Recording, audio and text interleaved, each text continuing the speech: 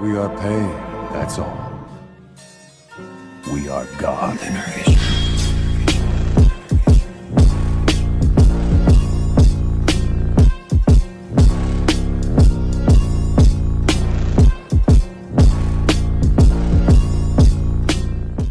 Hey guys, this is Naruto and Percy Jackson crossover. The part 3 of What If Naruto Was a Demigod. Naruto finds out a secert that blows him away. He's a half-blood. With his new friends he make a new name for himself and find what he truly ever wanted. Don't forget to hit like and subscribe and check the author in the description. Let's start. Chapter 10, A New Mission. Grover rubbed his temples trying to understand what had happened. Everyone had moved to the area in the middle of all the cabins. People had been shocked about Percy being the son of Poseidon, but that was nothing compared to the shock of Naruto's lineage. Can someone explain this to me again? I'm with Farm Boy here, I'm out of the loop, said Gamakichi, jerking his thumb at Grover. Most of the camper got used to the giant talking toad after being told he was a summoning animal. Naruto, you never cease to amaze me, just when I think I have you figured out you pull this out of nowhere, Chiron said with a sigh before he began, again. Hestia seemed to fall in love with a mortal from Naruto's world. She then had a son, that son met and fell in love with Persephone, who gave birth to a daughter. That daughter fell in love with Hermes and had Naruto father, who met Artemis, and they had Naruto. Grover had a dreamy look in his eyes. It took Naruto a minute to figure what his friend was thinking about. Wham! Naruto wrapped his bow onto Grover's head. What was that for? Groaned Grover, holding his head. Dude! That's my mom you're thinking about. I can't help it. She's just so into nature. Grover got that look in his eyes again. Naruto just got a tick mark before he wrapped Grover again. Keep that up and you'll be growing an extra horn. Anyway, what I wanted to ask you is why you did not tell us about Talia. Chiron said. I did not think you would believe me. Naruto shrugged. Well, I guess that might have happened. Now, do you know or have of any quirks you could have gotten from any of your lineage? Chiron asked, and everyone leaned in to listen. Well, I am guessing my talking to Talia is from Mom. That is all I know so far. As far as I know there are no other half-blood children for Artemis, Persephone or Hestia, so I don't know how to compare to them or any powers I might get. As for Hermes, I would say my love off pranks that I do so much. Naruto said thoughtfully. Percy agreed with him. From what he saw, many of Hermes' kids loved pranks before he grinned. Yeah, like your sexy jutsu. The toad started laughing, remembering the story of how Naruto got Jiraiya to teach him sexy jutsu. I am not quite sure what you mean by that, but it must be amusing, seeing as your friend is laughing. Chiron said. Yeah, well, I created this jutsu to knock out the perverts in my old village, and believe me, there are a lot. Naruto grumbled. Especially both of my sensei. Kakashi would read his porn in public while Jiraiya was the creator of said book. Care for a demonstration? Mr. D asked, shocking Naruto. Sure, but I warn ya. Naruto will gather chakra for it. Percy, who had asked the same thing once before meeting Grover, held the bridge of his nose trying not to smile and turn around, getting a raised eyebrow from Annabeth and Grover. Ladies, I ask that you please show mercy and don't kill me. Sexy jutsu. In a poof of smoke, Naruto had turned into a naked girl, with wisps of smoke covering her private areas. For a moment, there was silence. Percy counted down in his heard 3, 2, 1, and smirked with he heard the familiar sound of people hitting the ground. Naruto's sweat dropped when he saw pretty much every guy in the camp, even Mr. D, fall back with bloody noses. The girls of the Aphrodite, a few of them blushing and hiding small nose bleeds, were inspecting the jutsu before nodding their heads that it met their approval. The other girls were looking at the fallen boys with murderous glares that for once, as far as he knew, were not directed at him. Well, if you would please return back to normal, Chiron said with a big blush on his face. We need to assign you 2 new cabins. Naruto nodded and ended the jutsu, much to the guy's relief. Right, Percy, you will be in your father's cabin, so go gather your belongings. Chiron said, and Percy just nodded while he and Luke quickly went to collect his stuff. Now Naruto, I think you will be staying in cabin 8, but I am not so sure what to do if the hunters come, as they always stay there. I might figure you stay in Hermes' cabin, but it's so crowded I would like to avoid that. He is always welcome at our cabin, we don't have a problem. called out Clarice.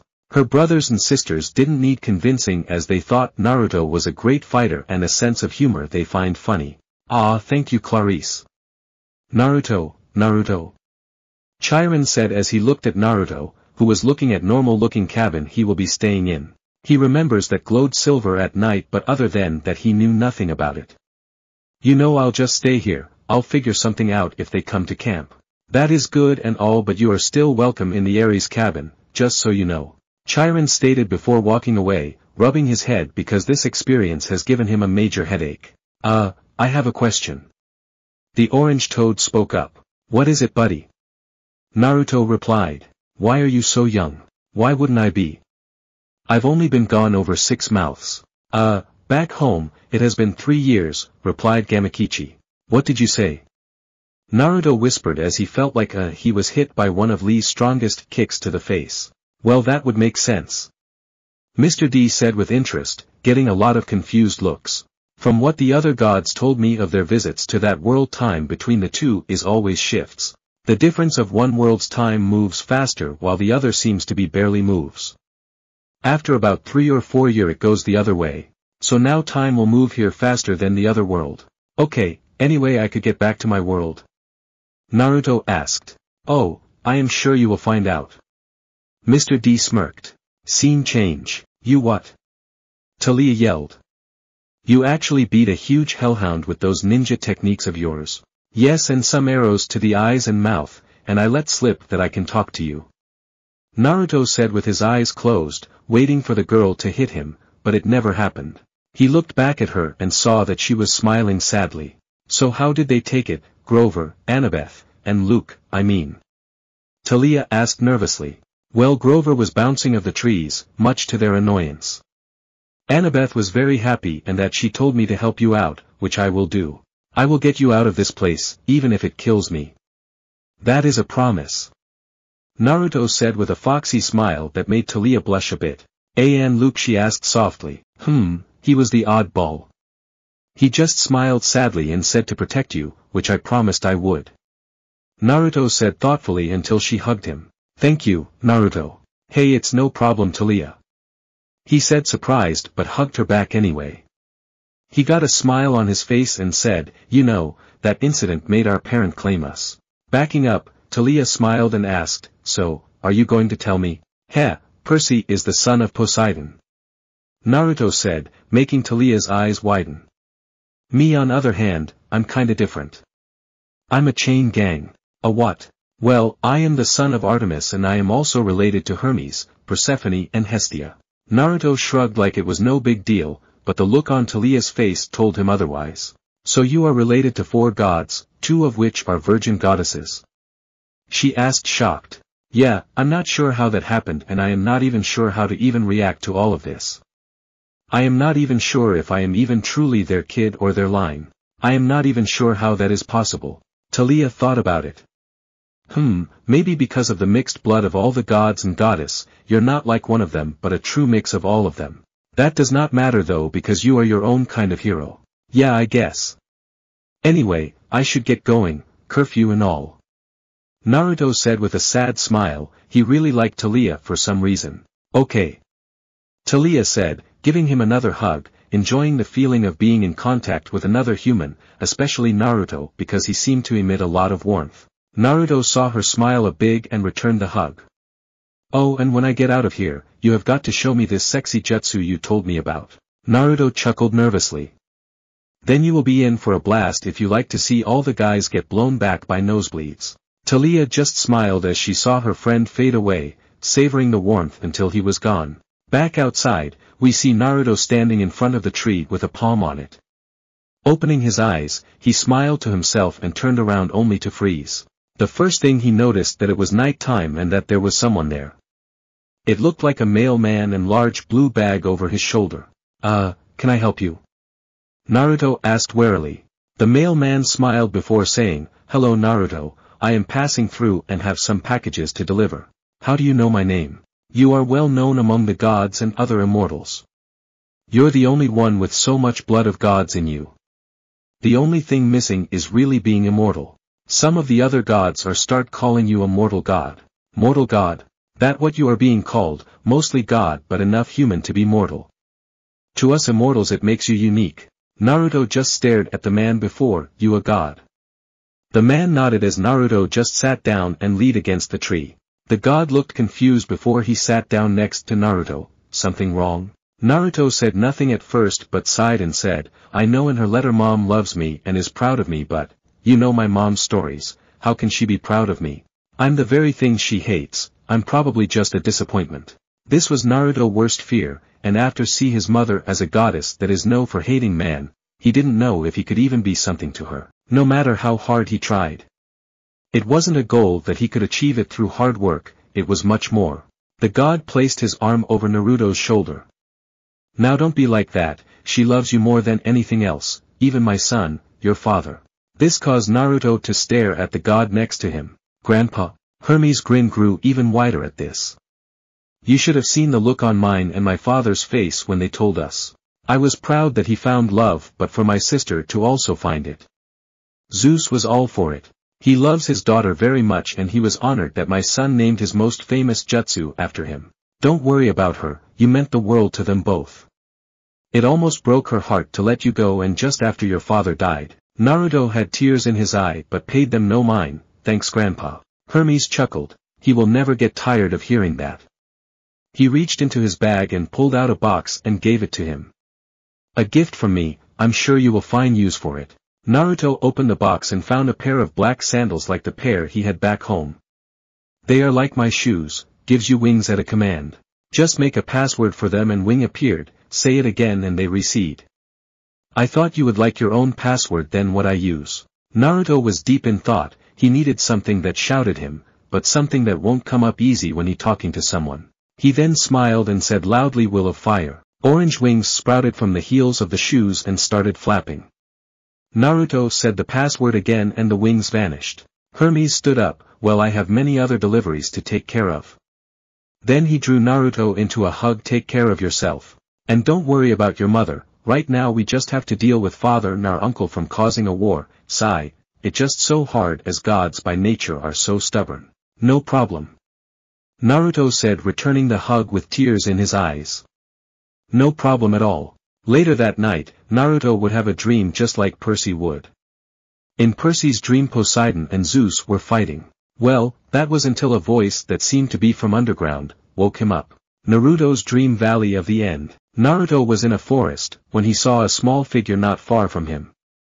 She looked out of place in this area and Naruto could tell she was a goddess. She seemed sad for some reason as he followed her until they came upon a fight scene that made Naruto stop.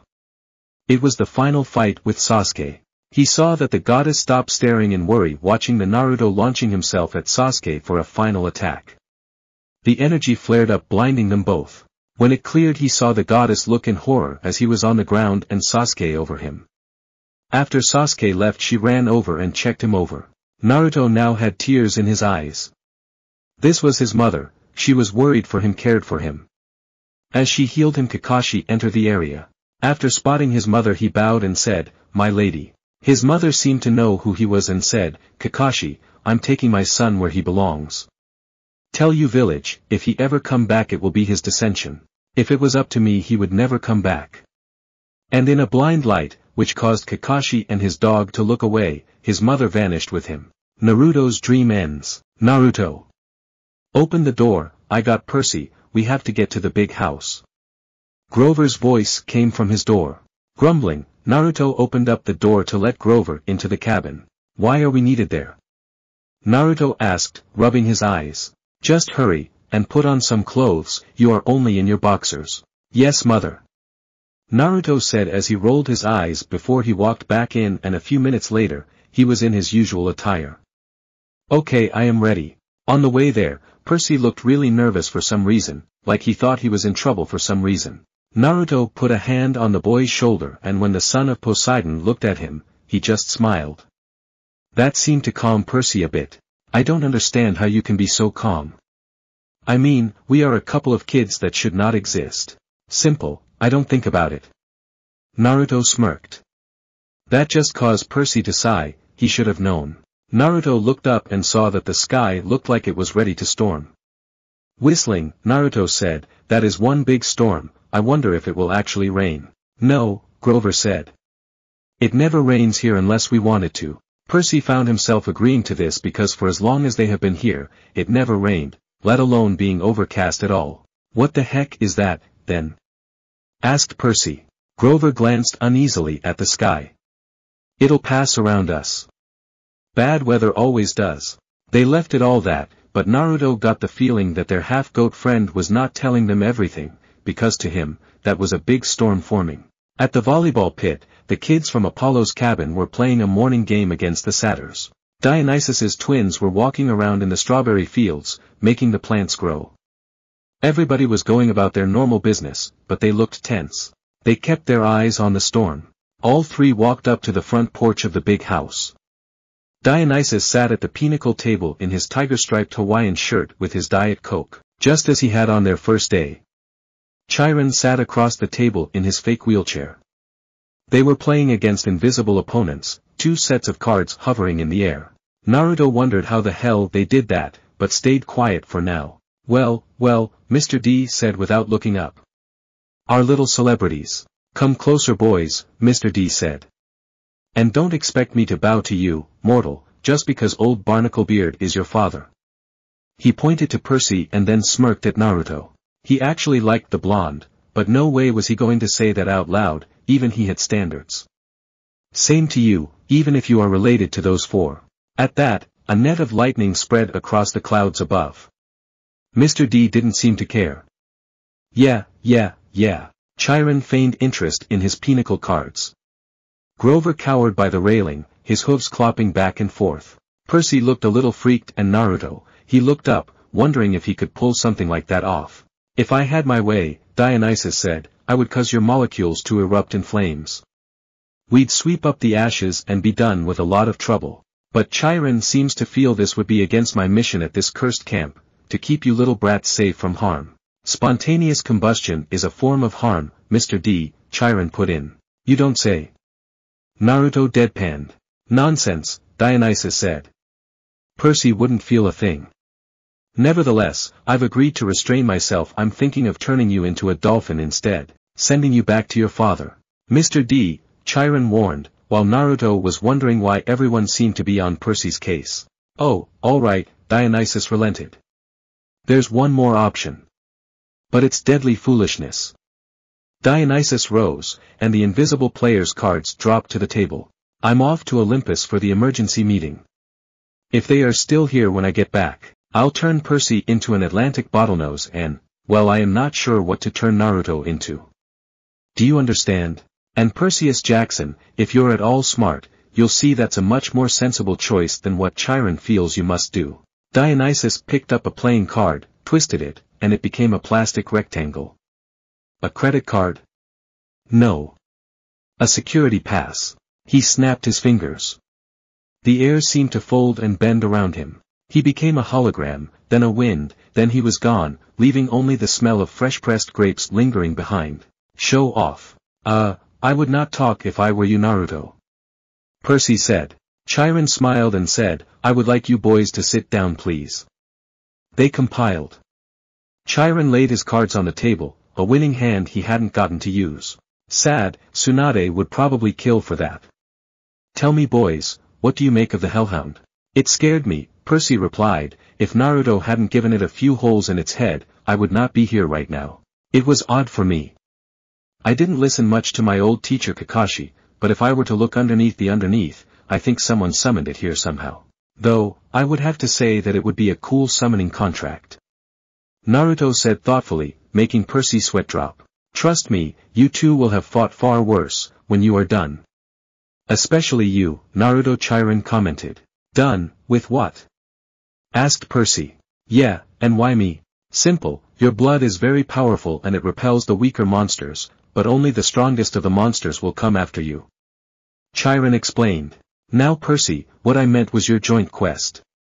This kind of quest hasn't been done before, so do you accept it?" "Depends on what we have to do," Naruto said with his arms crossed while Percy nodded to his comment. Chiron grimaced. "Well, that's the hard part, the details." Thunder rumbled across the valley. The storm clouds had now reached the edge of the beach. The boys looked over and thought it odd that the sea looked to be boiling over. Poseidon and Zeus, Percy said. They're fighting over something valuable, something that was stolen, aren't they? Chiron and Grover exchanged looks. Chiron sat forward in his wheelchair. How did you know that? Percy looked embarrassed at that for some reason. The weather since Christmas has been weird, like the sea and the sky are fighting. Then I talked to Annabeth, and she'd overheard something about a theft. And I've also been having these dreams. I knew it, Grover said. Hush, Satyr, Chiron ordered. But it is their quest. Grover's eyes were bright with excitement. It must be. Only the Oracle can determine. Chiron stroked his bristly beard. Nevertheless, Percy, you correct. Your fathers and Zeus are having their worst quarrel in centuries. They are fighting over something valuable that was stolen. To be precise, a lightning bolt. A what? Percy chuckled nervously. It always has to be lightning. Naruto slapped his face. Huh? Percy asked. Percy, I was not joking. I got run through with a lightning blade twice.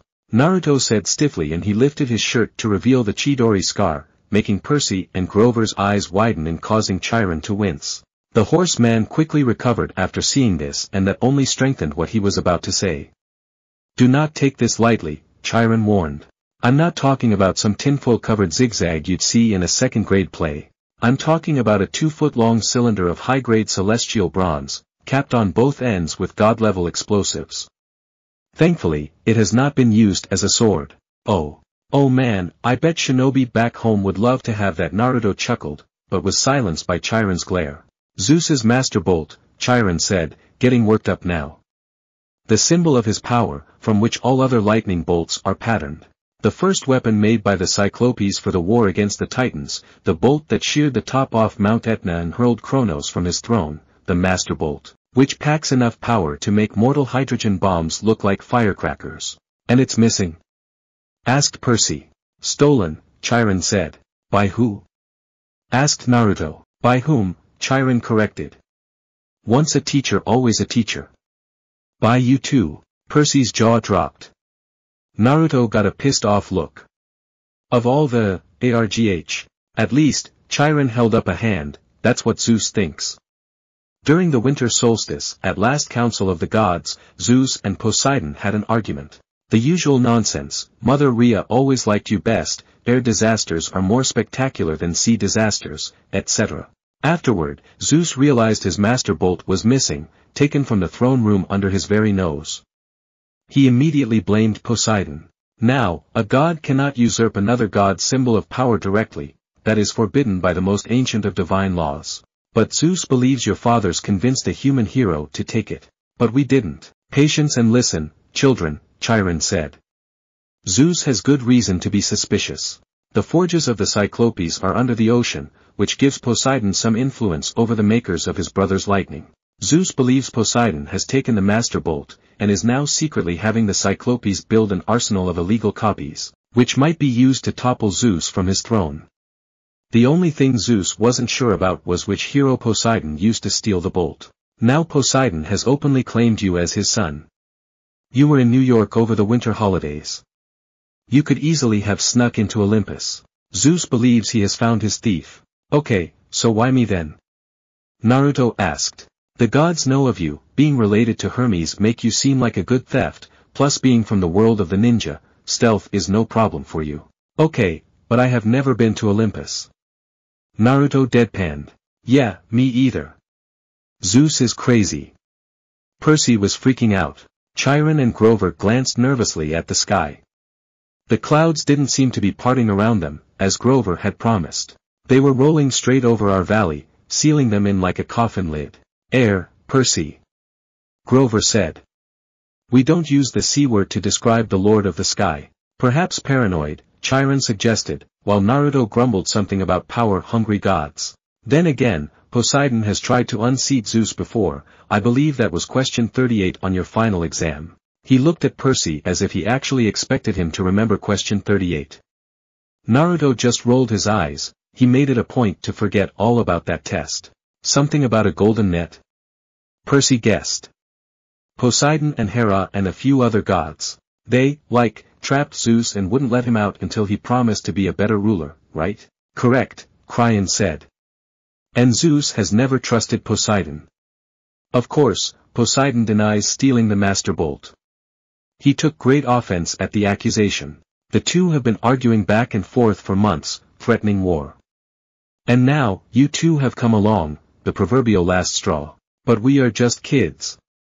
I don't even think Naruto could pull that off. Percy freaked. Percy, Grover cut in, if you were Zeus, and you already thought your brothers was plotting to overthrow you, then your brother suddenly admitted that he had broken the sacred oath he took after World War II, that he have fathered a couple of new mortal heroes who might be used as a weapon against you. Wouldn't that put a twist in your toga? But I didn't do anything. Poseidon, my dad, he didn't really have this Master Bolt stolen, did he? Yeah, why would I take that stupid thing? Naruto growled. Chiron sighed. Most thinking observers would agree that thievery is not Poseidon's style. But the sea god is too proud to try convincing Zeus of that. Zeus has demanded that he return the bolt by the summer solstice. That's June 21st, 10 days from now. Poseidon wants an apology for being called a thief by the same date. I hoped that diplomacy might prevail, that Hera or Demeter or Hestia would make the brothers see sense. But your arrival has inflamed Zeus's temper. Now neither god will back down. Unless someone intervenes, unless the Master Bolt is found and returned to Zeus before the solstice, there will be war. And do you know what a full-fledged war would look like, Percy? Bad? Percy guessed. Naruto snorted. I have read about the shinobi wars contrary to everyone's belief back home, and they were bad. I would have to believe this would be a lot worse. Imagine the world in chaos. Nature at war with itself. Olympians forced to choose sides between Zeus, Hades and Poseidon. Destruction. Carnage. Millions dead. Western civilization turned into a battleground so big it will make the Trojan War look like a water balloon fight. Yikes. Naruto cringed. Bad, Percy repeated. And you too, Percy Jackson. Naruto Uzumaki would be the first two to feel Zeus's wrath. Percy had a dumbstruck look on his face and Naruto actually looked nervous. So we have to find the stupid bolt, Percy said. And return it to Zeus. Yeah, I would rather do that. I am not sure I am strong enough to beat some god. Naruto chuckled nervously. What better peace offering, Chiron said, than to have the son of Poseidon and the son of his favorite daughter return Zeus's property. If Poseidon doesn't have it, where is the thing? Percy asked. I believe I know. Chiron's expression was grim.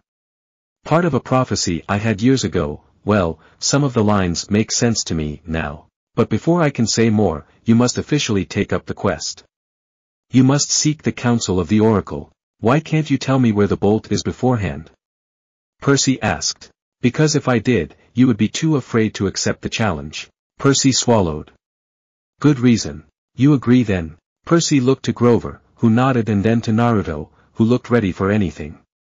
They nodded to each other and at the same time, they said, we accept. Besides, it is better than being turned into a dolphin. Percy stated, which made Naruto chuckle. Then it's time you two consulted the oracle, Chiron said. Go upstairs to the attic. When you come back down, assuming you're still sane, we will talk more. Naruto's eye twitched. That was never a good sign. What could this oracle be like? It can't be that bad, can it? He would soon find out as he and Percy went up 4 floors that ended under a green trapdoor. Percy pulled the cord and it swung open to reveal a ladder. The warm air from above smelled like mildew and rotten wood and something else, something that Percy remembered from biology class and Naruto from the one man he really didn't like, snakes. Of course it really smelled bad, so they covered their faces as they went up. The attic was filled with Greek hero junk, armor stands covered in cobwebs, once bright shields pitted with rust, old leather steamer trunks plastered with stickers saying Ithaca, Circe's Isle, and Land of the Amazons. One long table was stacked with glass jars filled with pickled things, severed hairy claws, huge yellow eyes, various other parts of monsters. A dusty mounted trophy on the wall looked like a giant snake's head, but with horns and a full set of shark's teeth. The plaque read, Hydra Head No. 1, Woodstock, New York, 1969. By the window, sitting on a wooden tripod stool, was the most gruesome memento of all, a mummy. Not the wrapped-in-cloth kind, but a human female body shriveled to a husk. She wore a tie-dyed sundress, lots of beaded necklaces, and a headband over long black hair. The skin of her face was thin and leathery over her skull, and her eyes were glassy white slits, as if the real eyes had been replaced by marbles. She'd been dead a long time. Percy got a freaked-out look on his face while Naruto had an uncomfortable look. Then, a green mist poured from the mummy's mouth, coiling over the floor in thick tendrils, hissing like 20,000 snakes. Percy fell over and tried to get out, but the trapdoor was shut tight. Naruto was stone still as he glared at the mist, not liking this. Then they heard a voice in their heads. I am the spirit of Delphi, speaker of the prophecies of Phoebus Apollo, slayer of the mighty Python. Approach, seekers, and ask. Naruto could tell this was freaking out his friend, so he put a hand on his shoulder and it seemed to work some. Looking back at it, he had to admit it was a bit creepy. That green mist was its form of speaking to them and it did not feel evil like some things they had encountered so far. So he would give it a chance and it seemed Percy would too. What is our destiny? They asked at the same time. The mist swirled more thickly, collecting right in front of them and around the table with the pickled monster part jars. Suddenly there were 4 men sitting around the table, playing cards. Their faces became clearer. It was Smelly Gabe and his buddies, along with Tsunade. Naruto smirked at the image of Gabe. He had beaten the fool at his own game. He also noticed that Percy looked pissed for a second before calming down, realizing the man was not actually here. Gabe turned toward them and spoke in the rasping voice of the oracle, "You shall go west, and face the god who has turned." Tsunade folded and said, "The prince of the 2 worlds shall meet his future and learn of the truth." His buddy on the right looked up and said in the same voice, "You shall find what was stolen, and see it safely returned."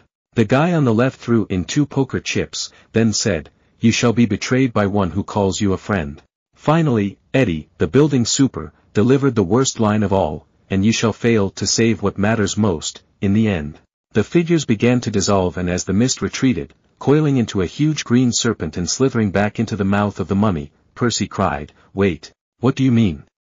What friend? What will I fail to save?" The tail of the mist snake disappeared into the mummy's mouth. She reclined back against the wall. Her mouth closed tight, as if it hadn't been open in 100 years. The attic was silent again, abandoned, nothing but a room full of mementos. Well, wasn't that helpful?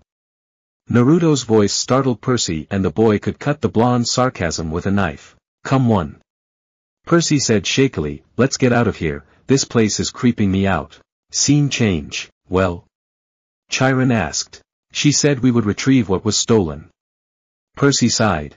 Grover sat forward, chewing excitedly on the remains of a Diet Coke can. "That's great. What did the oracle say exactly?" Chiron pressed. "This is important. She said we would go west and face a god who had turned. We would retrieve what was stolen and see it safely returned." "I knew it," Grover said. Chiron didn't look satisfied. "Anything else?" Naruto saw that Percy didn't want to speak about it and he kept quiet as well. That last line was disturbing. "No," Percy said. "That's about it. Well, there was this bit about the prince of the 2 worlds meeting his future and learning the truth, but I am not sure what that means." "I see," Chiron said as he studied their faces. "Just know this, the oracle's words often have double meanings. Don't dwell on them too much. The truth is not always clear until events come to pass." "Okay," Percy said, anxious to change topics. "So where do we go? Who's this god in the west?" Think, Percy," Chiron said. "If Zeus and Poseidon weaken each other in a war, who stands to gain? Somebody else who wants to take over." The boy guessed. "Yes, quite. Someone who harbors a grudge, who has been unhappy with his lot since the world was divided eons ago, whose kingdom would grow powerful with the deaths of millions. Someone who hates his brothers for forcing him into an oath to have no more children, an oath that all 3 of them have now broken." "Hades," the boys said at the same time. Chiron nodded. "The Lord of the Dead is the only possibility." A scrap of aluminum dribbled out of Grover's mouth. "Whoa, wait. What?" A fury came after Percy and Naruto, Chiron reminded him. "She watched the young men until she was sure of their identity, then tried to kill them. Furies obey only one lord, Hades. Yes, but Hades hates all heroes, Grover protested. Especially if he has found out Percy is a son of Poseidon, and that Naruto is the son of someone who said she never have kids. Plus he related to his wife and it wasn't his child. A hellhound got into the forest, Chiron continued. Those can only be summoned from the fields of punishment, and it had to be summoned by someone within the camp. Hades must have a spy here. He must suspect Poseidon will try to use Percy to clear his name. Hades would very much like to kill this young half-blood before he can take on the quest. Hey! Naruto growled. I know that Hades is an ass, but don't jump to conclusions. Maybe he is losing control of his monster. He felt like they were ganging up on him, and he was his great-grandma's husband after all. Chiron stared at Naruto for a moment and smiled. You could be right, but he is still a possibility. Naruto didn't like that but he just accepted it anyway. Great, 2 major gods want to kill me. Percy mumbled. Naruto just punched Percy's shoulder and said, don't worry, even if I am not ready yet, I won't let any of my precious people die on me. Heh, thanks. Percy replied with a smile. But a quest too. Grover swallowed. I mean, couldn't the Master Bolt be in some place like Maine? Maine's very nice this time of year. Hades sent a minion to steal the Master Bolt, Chiron insisted. He hid it in the underworld, knowing full well that Zeus would blame Poseidon. I don't pretend to understand the Lord of the Dead's motives perfectly, or why he chose this time to start a war, but one thing is certain. You two must go to the underworld, find the Master Bolt, and reveal the truth. Grover started trembling. He'd started eating pinnacle cards like potato chips. The poor guy needed to complete a quest with Percy or Naruto so he could get his searcher's license, whatever that was. Hey, if it is him, Naruto started, can't we complain to our uncles and then they could take care of it? Suspecting and knowing are not the same, Chiron said. Besides, even if the other gods suspect Hades, and I imagine Poseidon does, they couldn't retrieve the bolt themselves. Gods cannot cross each other's territories except by invitation. That is another ancient rule. Heroes, on the other hand, have certain privileges. They can go anywhere, challenge anyone, as long as they're bold enough and strong enough to do it. No god can be held responsible for a hero's actions. Why do you think the gods always operate through humans? I just thought they were too lazy, Naruto shrugged. You're saying we're being used. Percy stated, irritable about this information. I'm saying it's no accident that your father has claimed you now. It's a very risky gamble, but they're in desperate situations. They need you. Great, the kids got to save our parents' asses. Naruto sighed, and Grover nodded to that and chuckled a bit at that. You've known I was Poseidon's son all along, haven't you? Asked Percy, and for Naruto as well, being the son of Artemis and all. Percy accused. I had my suspicions. Well, not Naruto's as much. As I said. I've spoken to the Oracle, too. Chiron said calmly. So let me get this straight, Percy said. We're supposed to go to the underworld and confront the Lord of the Dead. Check, Chiron stated. Find the most powerful weapon in the universe. Check. Naruto said with a gleam in his eye. And get it back to Olympus before the summer solstice, in 10 days. That's about right. Chiron said. Impossible odds, certain chance of death, what the hell are we waiting for? Shouted Naruto. Did I mention that Maine is very nice this time of year? Grover asked weakly as he gulped down an ace of hearts. You don't have to go, Percy told him. I can't ask that of you. He took a deep breath, and then stood, brushing the shredded cards and aluminum bits off his t-shirt. You guys saved my life.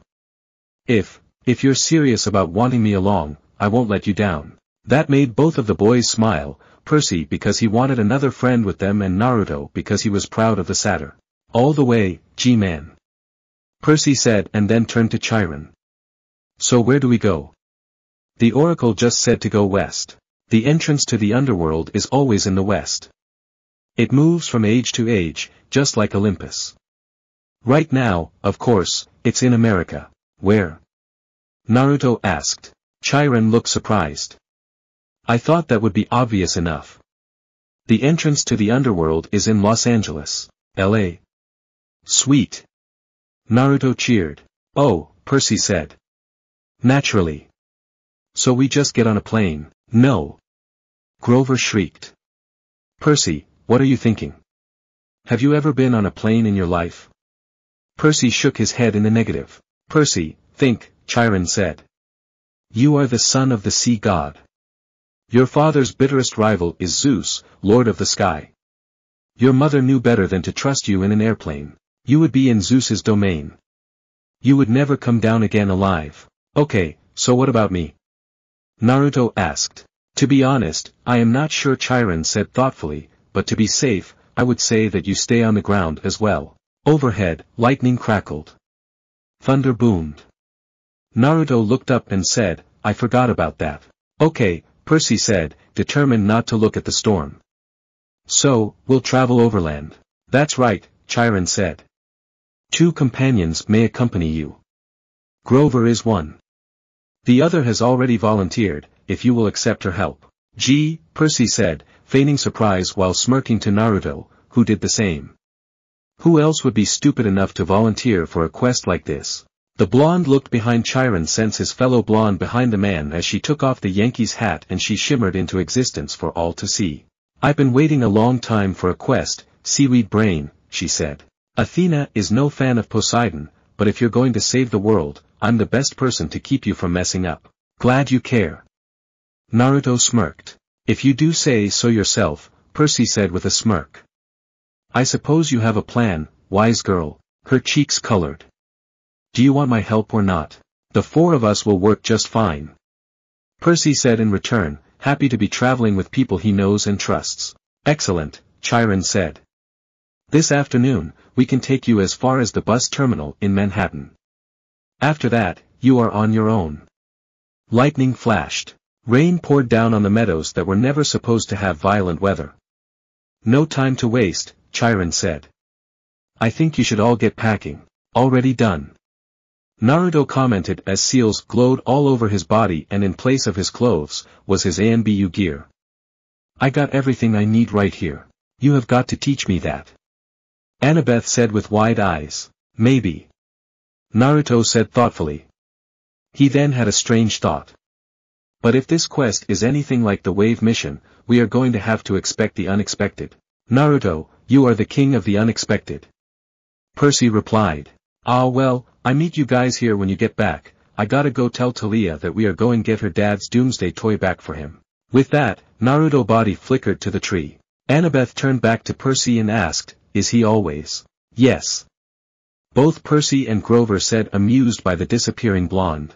Chapter 11, The Road to Hell Begins, Exploding Bus. Naruto landed next to Talia's tree and soon placed him palm on the trunk, and his mind went to visit her. As the room came into view, Talia's face brightened in an instant. Naruto then explained that he and Percy were given a quest and all the details with it. Let me get this straight, my dad's master bolt was stolen and he blames you and Percy. Why does he think it's you two? To him we were near New York and could have easily been able to sneak in and steal it. Me being a grandchild of Hermes and a ninja, while Percy just because his dad is Poseidon. Even though we knew nothing about being half-blood or even the gods were even still around, Naruto said with an annoyed look on his face. Talia nodded. She wouldn't call her dad a clear thinker type, more of follow your gut and ego type, as well as I'm always right type. She sent a worried glance at Naruto. Naruto, are you worried about the prophecy? Naruto just shook his head. It's no big deal. Seeing her concerned face, he added, I'm not going to let that make any choices for me. I make my own path. Besides, I see it more like a guideline than actual rules. Talia just stared before smiling. Naruto was truly one of a kind. And she wouldn't have him any other way. After a minute she said, you better get going, but take this for luck. And then she pecked him on the cheek. Naruto felt his face heat up as he vanished. Scene change. Naruto met Grover, Annabeth, and Percy in their real-world outfits.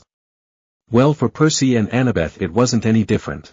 She had the same book on famous classical architecture with her. He also wondered if they were going to get caught thanks to that knife she had. At least his weapons changed into everyday items and wouldn't look out of place. But her knife did not. Grover wore his fake feet and his pants that made him look human again. He wore a green Rasta-style cap, because the tips of his horns could be seen form his now flat hair from when it rained.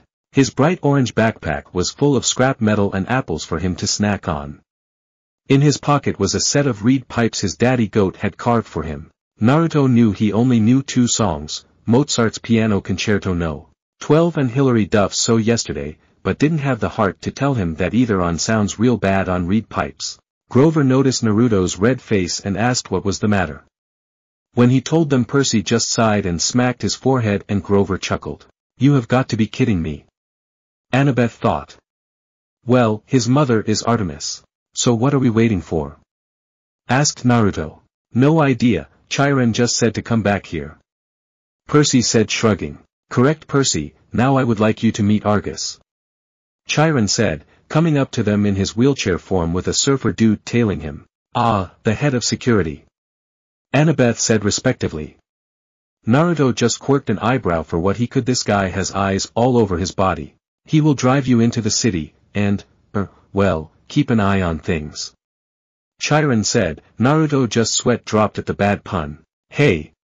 Luke came running up the hill, carrying a pair of basketball shoes.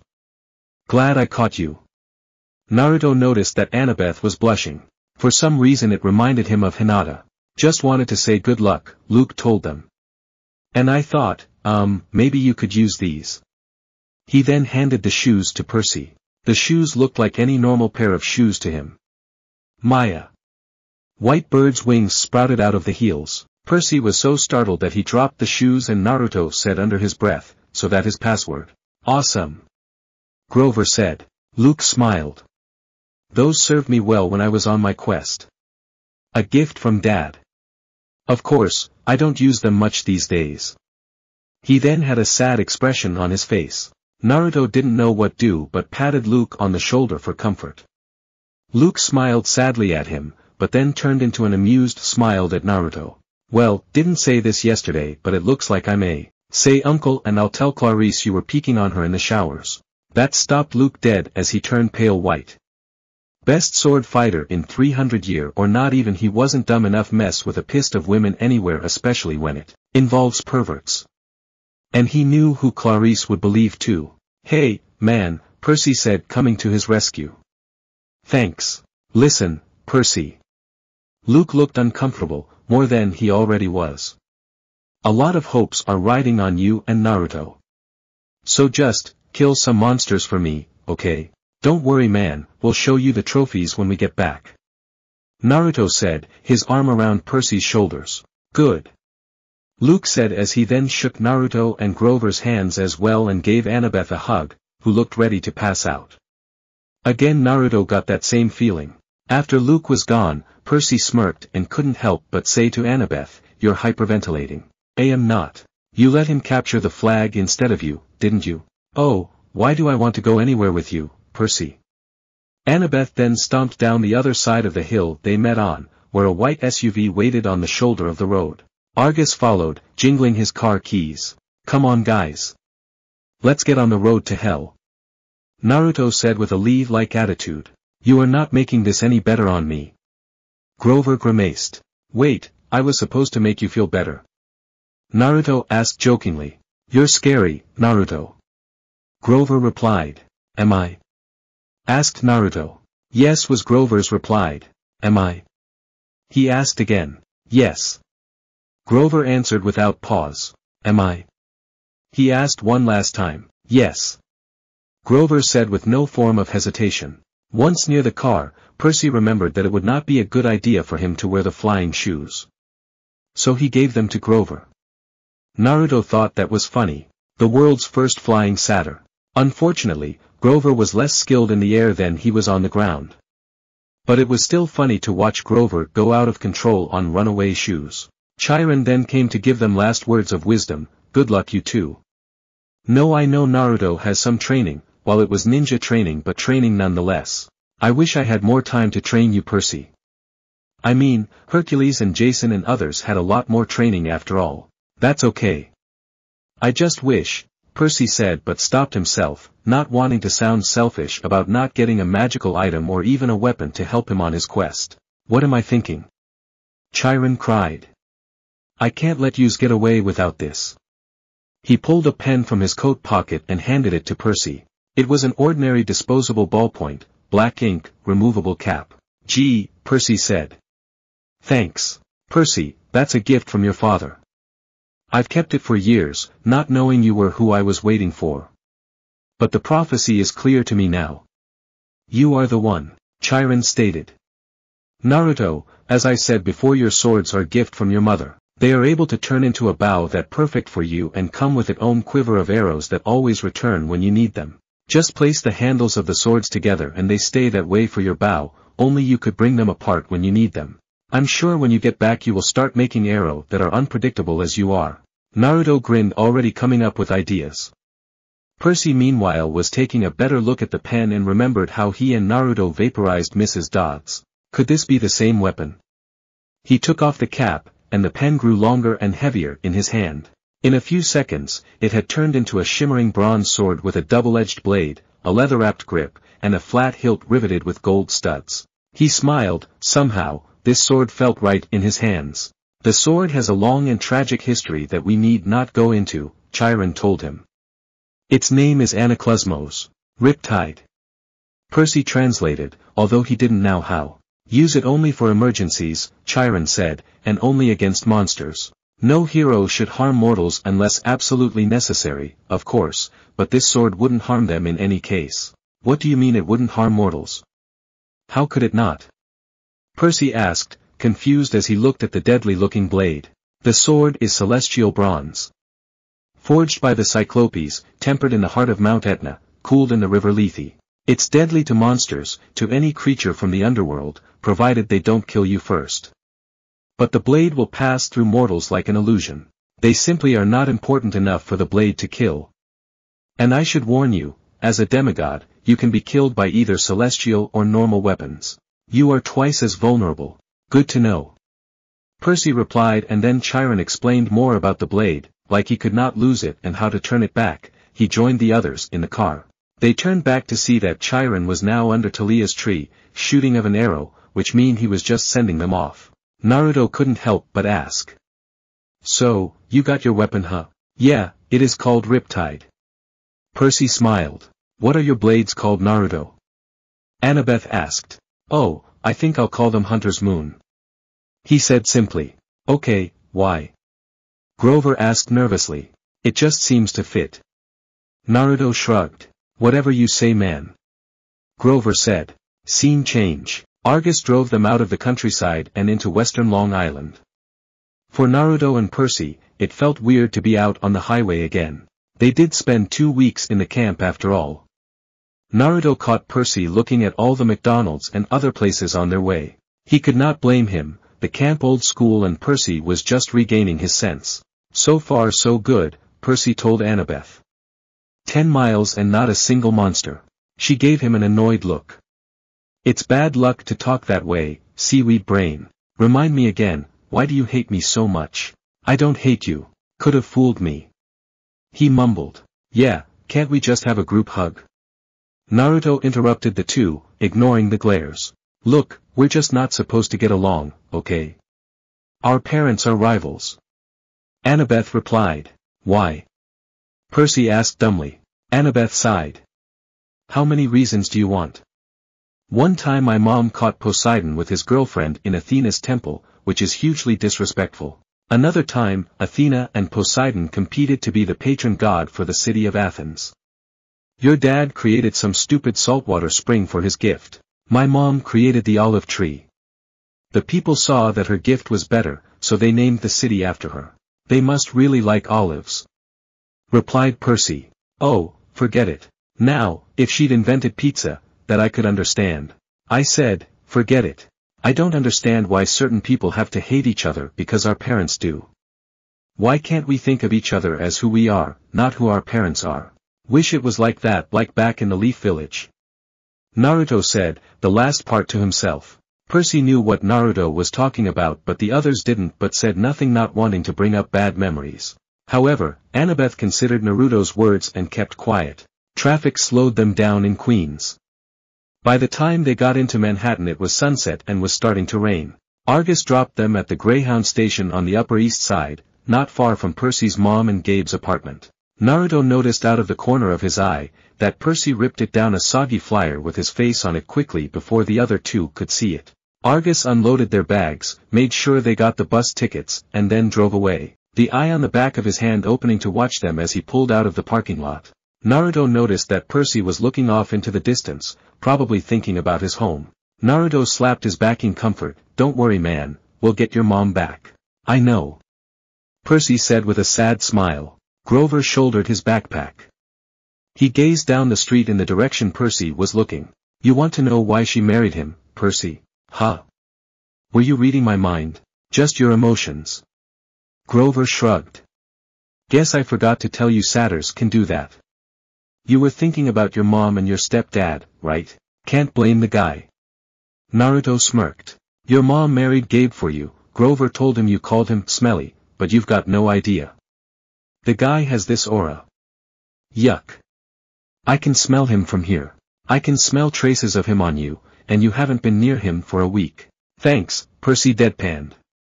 "Where's the nearest shower?" Naruto just pointed to the nearest apartment building and ignored Percy's glare. "You should be grateful, Percy. Your stepfather smells so repulsively human he could mask the presence of any demigod.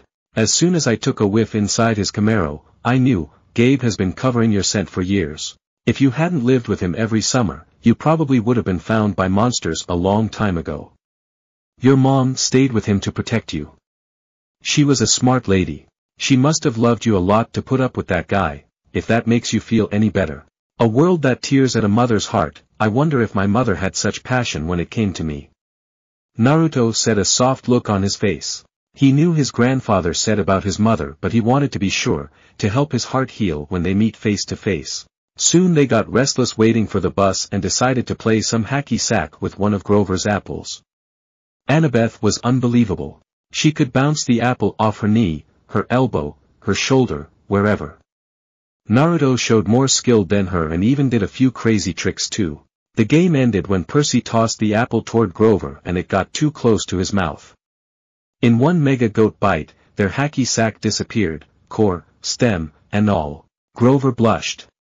He tried to apologize, but the other three were too busy on the ground, laughing. Though, Naruto did wonder if Grover could match him in a ramen eating contest with that mouth. Finally the bus came. As they were standing in line to board, Grover started looking around, sniffing the air like he smelled his favorite school cafeteria food, enchiladas. "What is it?" Percy asked, curious. "I don't know," he said tensely. "Maybe it's nothing." As they boarded, Percy was getting nervous because his friends were acting differently. Annabeth kept slapping her Yankees cap nervously against her thigh, Grover kept looking everywhere, and Naruto looked ready to jump into action.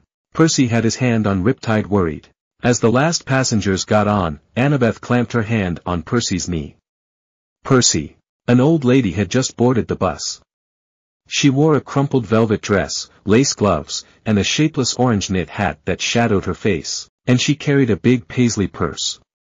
When she tilted her head up, her black eyes glittered, and Percy gained a freaked-out face. It was Mrs. Dodds. Older, more withered, but definitely the same evil face. Percy silently whimpered and scrunched down in his seat. Behind her came two more old ladies, one in a green hat, one in a purple hat. Otherwise they looked exactly like Mrs. Dodds, same gnarled hands, paisley handbags, wrinkled velvet dresses. They sat in the front row, right behind the driver. The two on the aisle crossed their legs over the walkway, making an X. It was casual enough, but it sent a clear message: nobody gets past, nobody leaves. The bus pulled out of the station, and they headed through the slick streets of Manhattan. "She didn't stay dead long," Percy said, trying to keep his voice from quivering. "I thought you said they could be dispelled for a lifetime." "Percy, these are Hades' right-hand hags, I mean monsters. They probably don't stay down for long. This is going to be harder." "Yeah, and I said if you're lucky," Annabeth said. "You're obviously not, and if Naruto is right, they must be at full power." "All three of them," Grover whimpered. "D immortals." "It's okay," Annabeth said, obviously thinking hard. "The Furies. The three worst monsters from the underworld." "No problem. No problem. We'll just slip out the windows." "They don't open," Grover moaned. "A back exit?" she suggested, looking to the back, only to find none. Naruto growled, "I could always make one. Won't go unnoticed though." No, we don't need to cause a scene and bring attention to ourselves. Annabeth replied. Killjoy, Naruto muttered. They won't attack us with witnesses around, Percy said. Will they? Mortals don't have good eyes, Annabeth reminded me. Their brains can only process what they see through the mist. They'll see 3 old ladies killing us, won't they? She thought about it. Hard to say. But we can't count on mortals for help. Maybe an emergency exit in the roof. They entered the Lincoln Tunnel, and the bus went dark except for the running lights down the aisle. It was eerily quiet without the sound of the rain. So much for that, Naruto muttered. Mrs. Dodds got up. In a flat voice, as if she'd rehearsed it, she announced to the whole bus, I need to use the restroom. So do I, said the second sister. So do I, said the third sister. They all started coming down the aisle. I don't want to say, who's that stupid, but come on, who's that stupid? Naruto deadpanned. I've got it, Annabeth said. Percy, take my hat. What? You're the one they want. Turn invisible and go up the aisle. Let them pass you. Maybe you can get to the front and get away. But you guys, there's an outside chance they might not notice us, Annabeth said. You're a son of one of the big 3. Your smell might be overpowering. Yeah, and if they come after me, well they won't know what hit them. Naruto said. Now go. I can't just leave you. Don't worry about us, Grover said. Go. With trembling hands, Percy put on the cap and started up the aisle. Naruto watched his friend intently, hoping Annabeth's plan would work. Percy got 10 rows up before he had to dodge into an empty seat as to not run into them. Mrs. Dodd stopped, sniffing, and looked straight at Percy. His heart started pounding like crazy and Naruto's fists clenched. Apparently she didn't see anything. She and her sisters kept going. Naruto somewhat relaxed after that and Percy quickly made his way to the front of the bus. He was about to press the emergency stop button when he heard a hideous wailing from the back row. The old ladies were not old ladies anymore. Their faces were still the same, which couldn't get any uglier if you asked anyone, but their bodies had shriveled into leathery brown hag bodies with bats' wings and hands and feet like gargoyle claws. Their handbags had turned into fiery whips. The Furies surrounded Grover, Naruto, and Annabeth, lashing their whips, hissing, "Where is it? Where?" The other people on the bus were screaming, cowering in their seats. They saw something, all right. He's not here. Annabeth yelled. He's gone. Sorry, got off on the last stop, Naruto said with a small smile. The Furies raised their whips. One of them snapped it where Naruto's head would have been if he did not dodge. Hey, what is something I said? He replied as he took out Hunter's Moon. Annabeth drew her bronze knife, and Grover grabbed a tin can from his snack bag and prepared to throw it. Percy then did something so stupid that should be posted as the ADHD poster child. He grabbed the wheel of the bus and it slammed against the side of the tunnel, grinding metal, throwing sparks a mile behind them. The bus careened out of the Lincoln Tunnel and back into the rainstorm. People and monsters were tossed around the bus, cars plowed aside like bowling pins. Somehow the driver found an exit. The bus shot off the highway, through half a dozen traffic lights, and ended up barreling down one of those New Jersey rural roads where you can't believe there's so much nothing right across the river from New York. There were woods to the left, the Hudson River to the right, and the driver seemed to be veering toward the river. Percy got another great idea and slammed on the emergency. The bus wailed, spun a full circle on the wet asphalt, and crashed into the trees. The emergency lights came on. The door flew open. The bus driver was the first one out, the passengers yelling as they stampeded after him. Percy stepped into the driver's seat and let them pass. The Furies regained their balance. They lashed their whips at Annabeth while she waved her knife and yelled in ancient Greek, telling them to back off. Grover threw tin cans, while Naruto cut up the whips that were aimed at him. You know, for just feared monster I expected better than this. Naruto commented while smirking as he sliced up the whip that came for him, infuriating the Fury even more. Hey! Percy yelled, taking off the hat and revealing himself. The Furies turned, baring their yellow fangs at the son of Poseidon, and he instantly regretted it, which was easily seen thanks to his freaked-out expression. Mrs. Dodds stalked up the aisle, just as she used to do in class, like she was about to give him another failed paper. Every time she flicked her whip, red flames danced along the barbed leather. Her two ugly sisters hopped on top of the seats on either side of her and crawled toward him like huge nasty lizards. "Perseus Jackson," Mrs. Dodd said, in an accent that was definitely from somewhere farther south than Georgia. "You have offended the gods. You shall die. I liked you better as a math teacher," Percy told her. Naruto heard him and said, "That going a little too far, man." Mrs. Dodds growled and yelled, "You stay out of this." Naruto grumbled something inaudible, "Help Annabeth and Grover sneak up behind the creepy-looking grannies." Percy had, by this point, uncapped the pen and became sword that kill her. The Furies hesitated. Mrs. Dodds had felt Riptide's blade before. She obviously didn't like seeing it again. "Submit now," she hissed. "And you will not suffer eternal torment." "Nice try," Percy replied. "Percy, look out!" Annabeth cried. Mrs. Dodds lashed her whip around his sword hand while the Furies on the either side lunged at him. Percy grimaced at the pain that whip was causing, but he regained some composure to strike back. He used the hilt of his to knock away the Fury on the left, but noticed that he would not have enough time to strike the one on the right as she was coming in too fast. That was when Naruto suddenly appeared and kicked the hag away, knocking the leader of the Furies, and she loosened her grip on Percy. He used the opportunity to get free. Mrs. Dodds glared at Naruto and said, "Stay out of this. You don't know how much I wanted free range on what we could do to you for all the hell you caused me." Naruto just had a cheeky grin and said, "Hey, your hair grew back, I think." This made her even more mad than she were, which was something as seeing how mad she already was. The one on the right lunged at Naruto, but he became smoke as her claws hit him. She was then beheaded before she knew what happened. Naruto then turned to help his friends.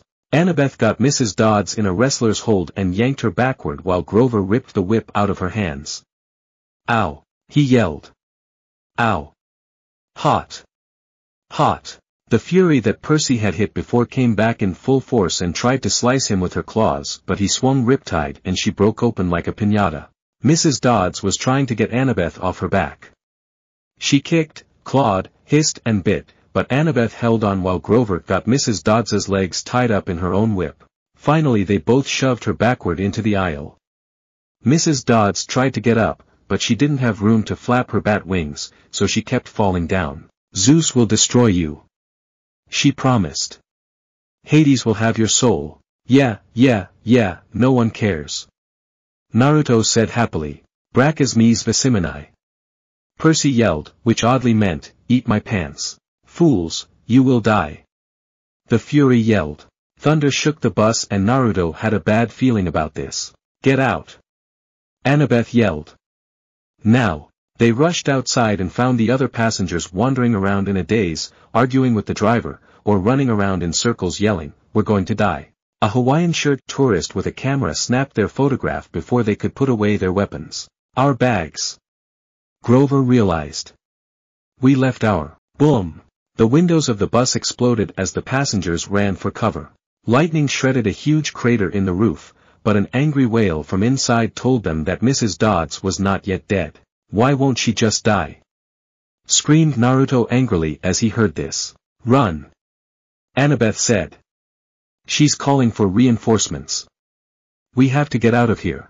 They plunged into the nearby woods as the rain started to fall, the flaming bus behind them and nothing but darkness ahead of them. Naruto smirked and looked at Annabeth while running. "So, what was that about not causing a scene and having all the attention on us?" "Oh, shut up." Her voice rang throughout the forest.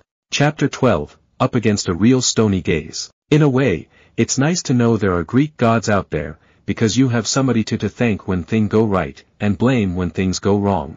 For instance, when you're walking away from a bus that's just been attacked by old lady monsters and blown up by lightning, and it's raining on top of everything else, most people might think that's just really bad luck. When you're half-blood, you understand that some divine force really is trying to mess up your day or just trying to rid the world of you.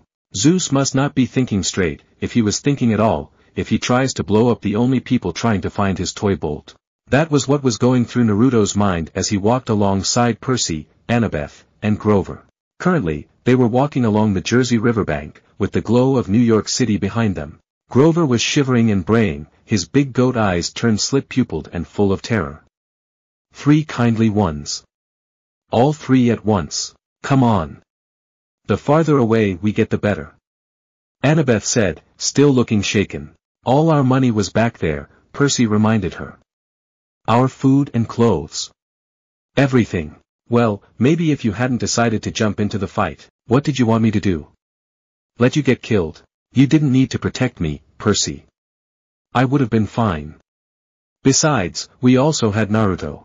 Sliced like sandwich bread, Grover put in, but fine. Shut up, goat boy, said Annabeth. Grover brayed mournfully. Tin cans, a perfectly good bag of tin cans. Okay. Enough. Naruto growled out. By the end of the arguing, Naruto's eye was twitching. I got my money, so I got enough for the trip. Oh right. Percy said, remembering. Annabeth seemed out of the loop and asked, what do you mean? Oh, Naruto has a lot of money thanks to all those crazy jobs he did for everyone and all the bets he won. Grover replied, suddenly remembering as well. Oh, well that is good. Annabeth said softly. After a few minutes, Annabeth fell into line next to Percy. Look, Her voice faltered. I appreciate your coming back for us, okay? That was really brave. We're a team, right? Percy asked with a smile. She was silent for a few more steps. It's just that if you died, aside from the fact that it would really suck for you, it would mean the quest was over. This may be my only chance to see the real world. Naruto would never let me die, just like back in the bus. Besides, you only need one of us for the quest really. Percy replied, got that right. Naruto smirked. Of course I would not let my friends die on me. He said to Grover and Annabeth, who both looked happy at this. I guess it a good thing you guy are a son of the big three and some many gods wanting yous to succeed. Annabeth smiled. Yeah, especially one that is the son of the hunt. Grover shakily said as the storm finally subsided, leaving them in total darkness as they drifted back into silence once, well until Percy broke it. So, you haven't left Camp Half-Blood since you were 7? He asked Annabeth. No, only short field trips. My dad, the history professor. Interrupted Percy. Yeah. It didn't work out for me living at home. I mean, Camp Half-Blood is my home. She was rushing her words out now, as if she were afraid somebody might try to stop her. At camp you train and train. And that's all cool and everything, but the real world is where the monsters are. That's where you learn whether you're any good or not. You're pretty good with that knife. You think so? Anybody who can piggyback ride a fury is okay by me. Percy replied. You know, she said, maybe I should tell you something funny back on the bus. She didn't get to say much about it because a few seconds before, their friendly satyr had brought out his reed pipes and gave a loud experimental blow and the sound of a tortured owl came out. Hey, my reed pipes still work. Grover cried. If I could just remember a Find Path song, we could get out of these woods. Well, let's just hope you know how to play that. I don't want my ears bleeding. Naruto growled as he got the full blast of the screeching sound being next to Grover, and was making plan to destroy the thing and make it look like an accident. Oh, don't worry Naruto, I can play just fine. Grover smiled and puffed out a few notes, but the tune still sounded suspiciously like Hilary Duff, making Naruto's eye twitch. Oh yeah, that thing had to go. Percy was ready to bust listening to Grover playing on his pipe that he never noticed a tree in front of him in the darkness and smacked right into it, making Naruto laugh out loud. Percy marked infrared vision off his list of possible superpowers that he could have. Suddenly, he remembered that Naruto had good night vision. Hey! You're the one with the night vision here, why didn't you warn me? Naruto shrugged nonchalantly, sorry, I was too busy listening to American Idol over here. He said, making Annabeth giggle a bit. After about a mile or so of listen to Percy curse as he bumped into things and Naruto chuckling to himself, they saw a neon sign in the distance. Naruto sniffed and asked, please tell you guys smell that too. If you are smelling fast food like it am, then yes. Yes I do. Percy replied. I really need a double cheeseburger right about now. Finally, they came upon a deserted 2-lane road through the trees. On the other side was a closed-down gas station, a tattered billboard for a 1990s movie, and one open business, which was the source of the neon light and the good smell. A rest stop. Grover said happily. With food. Naruto commented with joy. Sure, it was not a true fast food place, it was one of those restaurants you see on the open road. You know, some locally owned place. It looked like it also sold those lawn flamingos and wooden Indians and cement grizzly bears and stuff like that. The main building was a long, low warehouse, surrounded by acres of statuary. The neon sign above the gate was impossible for normal demigods to read, because if there's anything worse for their dyslexia than regular English, it's red cursive neon English. Naruto growled at that. He could handle normal English just fine now after try to figure it out, but throw in cursive and he just gets confused worse than he was before. To Percy and Annabeth, it looked at this, at Numi's Duran Gomen Meprowim. To Naruto, it looked like some kids drawing messy scribbles. What the heck does that say? Asked Percy. Can't read it, I don't know. Were both Naruto's and Annabeth's answers respectfully. Grover translated, Auntie M's Garden Gnome Emporium. The skills are great, the models are the problem. Naruto commented as he observed the place a little more. Flanking the entrance, as advertised, were two cement garden gnomes, ugly bearded little runts, smiling and waving, as if they were about to get their picture taken, making Naruto's eye twitch. They look almost as bad as Lee's and Guy's hug scene, almost. Percy quickly crossed the street, following the smell of food, the others quickly following. Hey! Grover warned. The lights are on inside, Annabeth said. Maybe it's open. Snack bar, Percy said wistfully. Snack bar, she agreed. Oh ramen, here I come. Naruto smirked. Are you three crazy? Grover said. This place is weird. He was ignored in favor of filling their stomachs. The front lot was a forest of statues, cement animals, cement children, even a cement satyr playing the pipes, which gave Grover the creeps.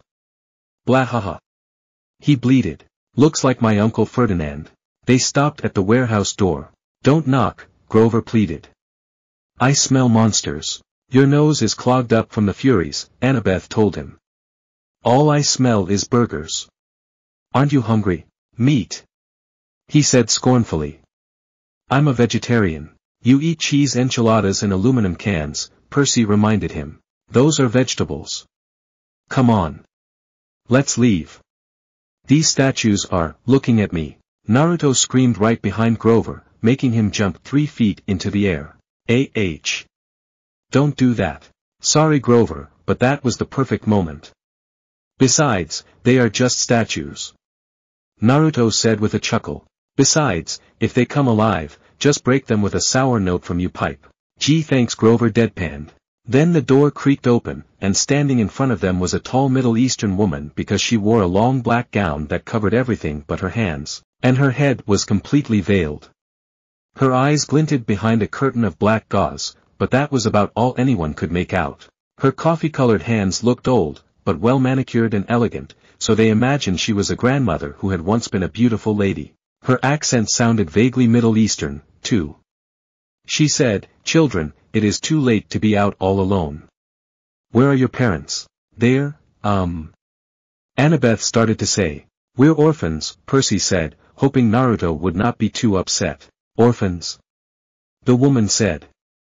The word sounded alien in her mouth. But, my dears. Surely not. Oh yeah. We are orphans, Lady Naruto jumped in.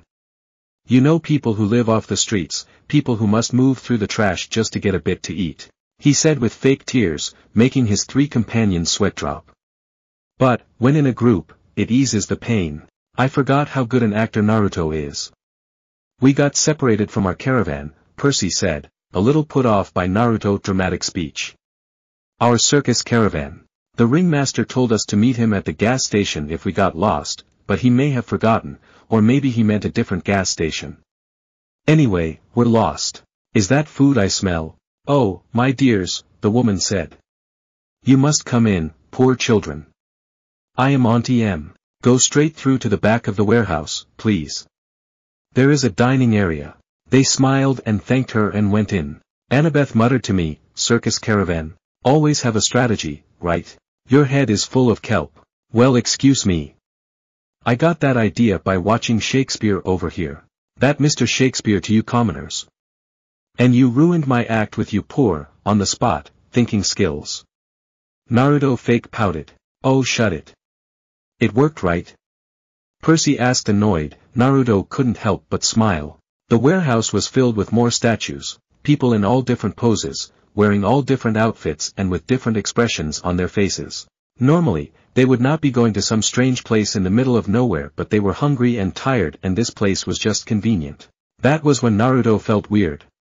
The smell from those cooking burgers was intoxicating, and they seemed to be dulling his senses a bit. He also noticed Grover was whimpering a lot now, and add in the fact that he heard the door lock behind him was not a good thing. So for now, he would just play along, but was ready for action. He knew something was defiantly going on here.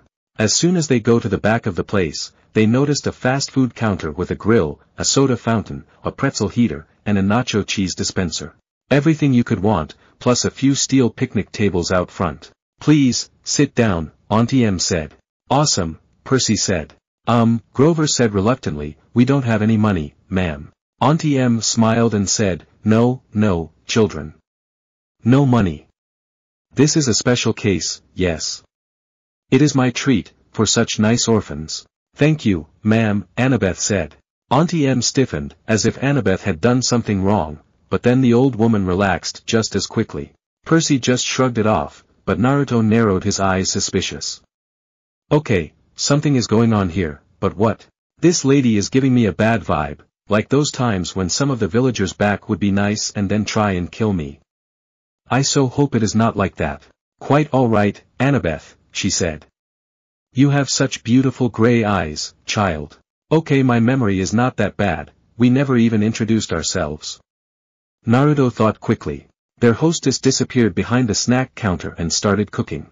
Before they knew it, she brought them plastic trays heaped with double cheeseburgers, vanilla shakes, and XXL servings of French fries.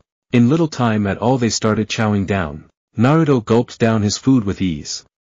It may not have been ramen, but this was just as good at the moment. He noticed that Percy was halfway through his burger before he realized he needed to actually breath, while Annabeth just slurped down her shake. Grover picked at the fries, and eyed the tray's waxed paper liner as if he might go for that, but he still looked too nervous to eat. What's that hissing noise? He asked. Percy and Annabeth looked around but shrugged, not hearing anything.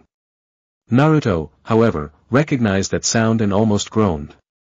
Why is it always have to be snakes? Why not an animal just as deadly, like a crocodile or something? Hissing? Auntie M asked. Perhaps you hear the deep fryer oil. You have keen ears, Grover. I take vitamins. For my ears. That's admirable, she said. But please, relax. Auntie M ate nothing. She hadn't taken off her headdress, even to cook, and now she sat forward and interlaced her fingers and watched the four children eat. It was a little unsettling, having someone stare at you when you couldn't see her face. It was boring, very creepy in Naruto's opinion. Percy decided to be nice and make some small talk, even though the full stomach was making him a bit sleepy. So, you sell gnomes, Percy said. Really, Percy, you asked her that? Of course she sells gnomes. Naruto thought, annoyed. Oh, yes, Auntie M said. And animals. And people. Anything for the garden. Custom orders. Statuary is very popular, you know. A lot of business on this road. Not so much, no. Since the highway was built, most cars, they do not go this way now. I must cherish every customer I get. Sure you do, Naruto thought as he saw Percy suddenly turn around, like he thought he was being watched, only to find the statue of a young girl with an eater basket looking at him. What was weird though was the look of terror in the face.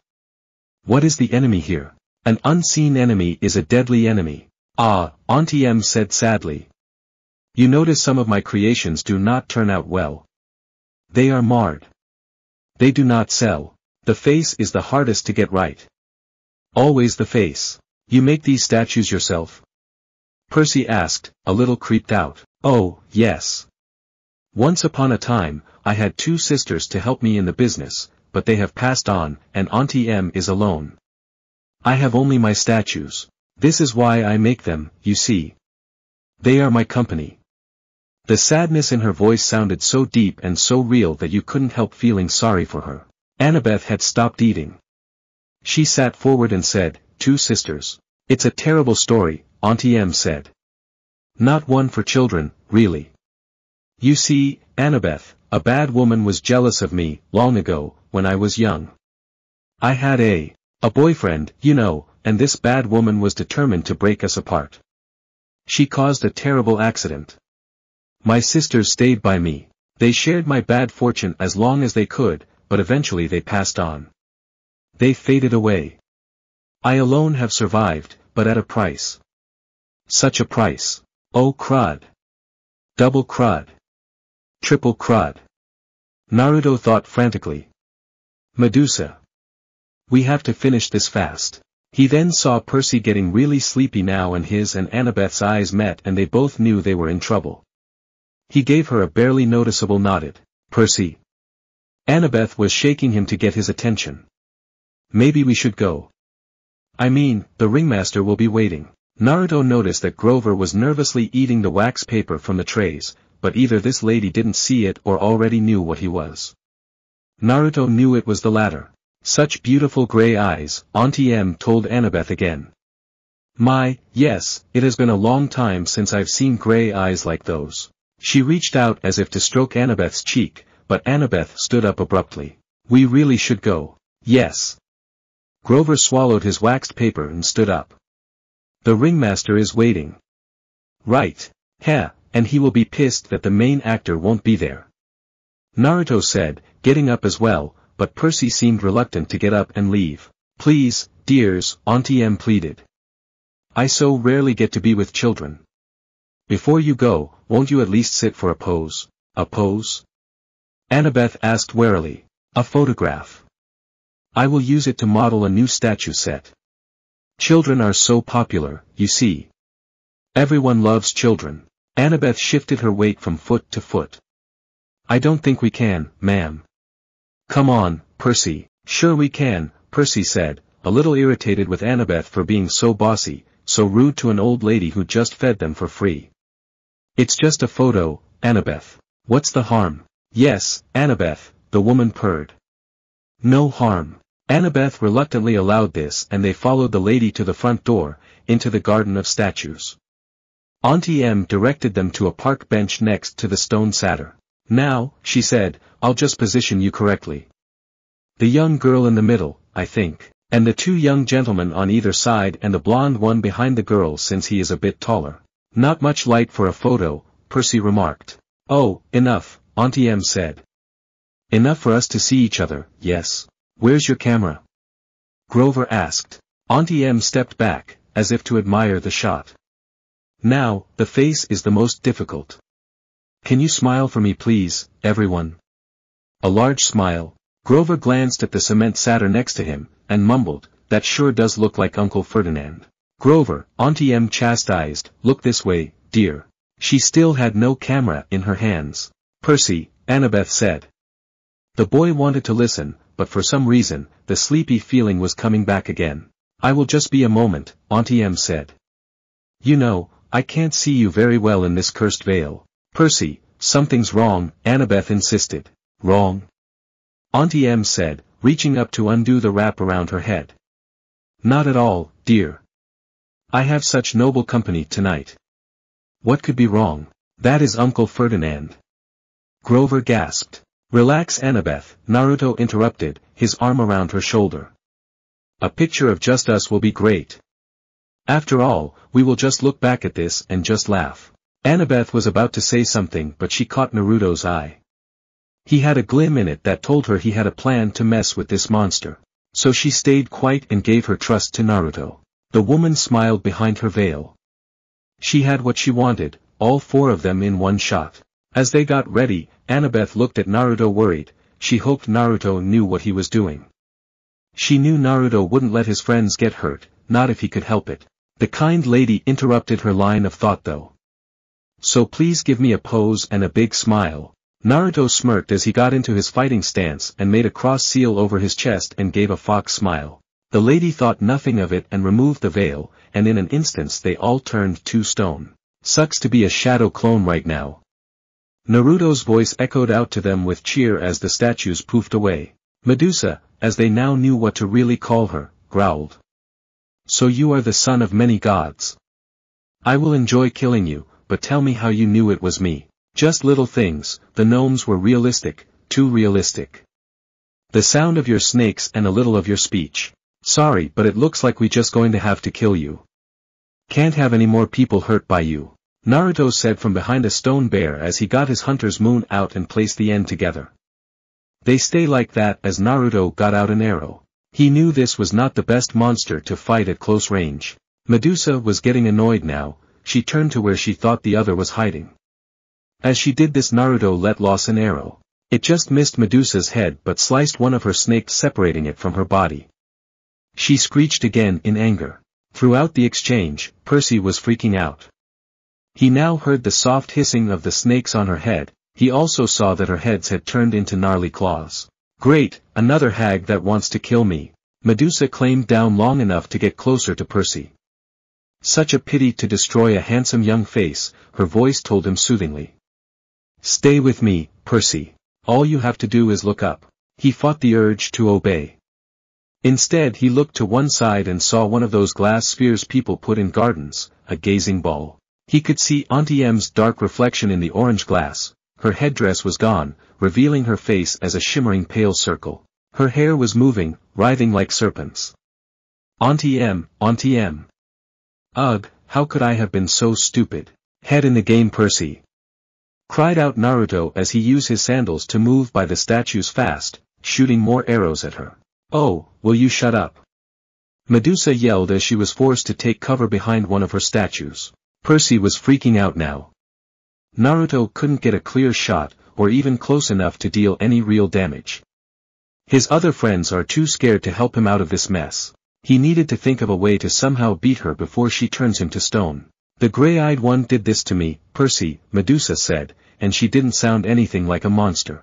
Her voice invited him to look up, to sympathize with a poor old grandmother, though what she was a grandma of, he did not know. Annabeth's mother, the cursed Athena, turned me from a beautiful woman into this. Don't listen to her. Annabeth's voice shouted, somewhere in the statuary. Run, Percy. Silence. Medusa snarled. Then her voice modulated back to a comforting purr. You see why I must destroy the girl, Percy. She is my enemy's daughter. I shall crush her statue to dust. But you, dear Percy, you need not suffer. You really have problems. Annabeth has nothing to do with what happened to you. I told you to shut up, you annoying little runt. Medusa spat out.